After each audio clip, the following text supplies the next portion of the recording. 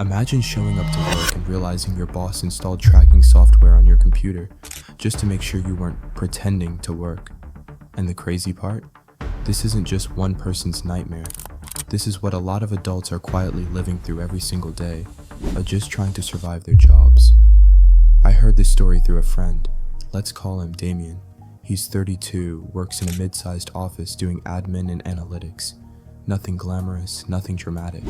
Just a regular guy trying to build his life, pay his bills, and save a little on the side. Damien had been at this company for a couple of years. He wasn't trying to climb the corporate ladder, he just wanted peace. A steady paycheck, good work, and a team that respected him. But then, they hired a new manager.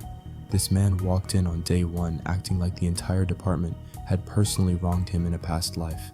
Everything had to be monitored. Every task needed a timestamp. Every conversation needed to be work-related.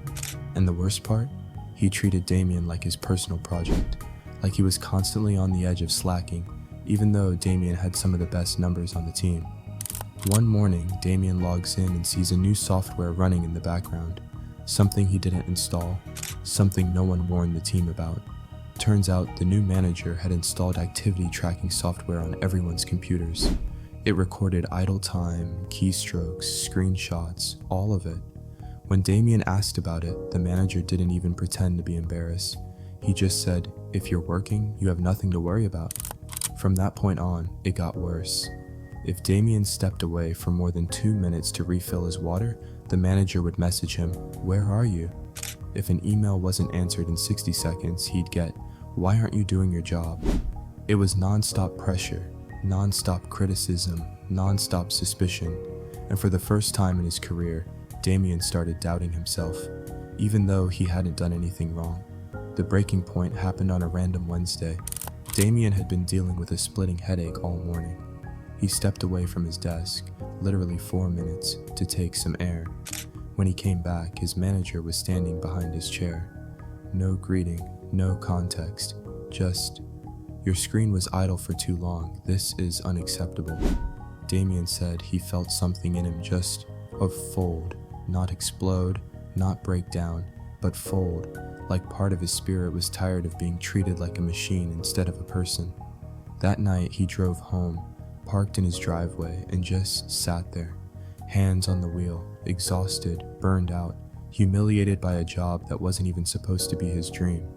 And that's when he realized, this place is draining everything out of me, and for what? A paycheck that barely covers rent? 2 weeks later, he quit. No new job lined up, no big plan, just a decision that staying would cost more than leaving ever could. This story sticks with me because it's not rare, it's not extreme, it's not some isolated terrible boss, it's the new normal in so many workplaces. Micromanagement is becoming the default, employee surveillance is growing every year, and millions of adults, real humans with families, bills, dreams, anxiety, are being treated like robots programmed to produce output. But here's the truth nobody wants to admit. Being monitored every second doesn't improve performance.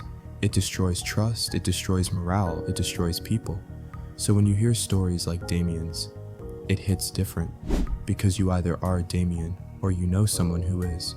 Someone who cries in their car before walking into work. Someone who's scared to take a break. Someone who feels guilty for being human.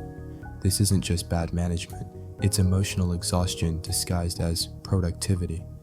And a lot of us are barely holding on. Here's the thing about adulthood. It's gonna hand you disrespect, disappointment, burnout, and some people who talk to you like you're beneath them. No one is coming to rescue you from that. Your boss won't suddenly change. Your workplace won't suddenly value you, but you can rescue yourself.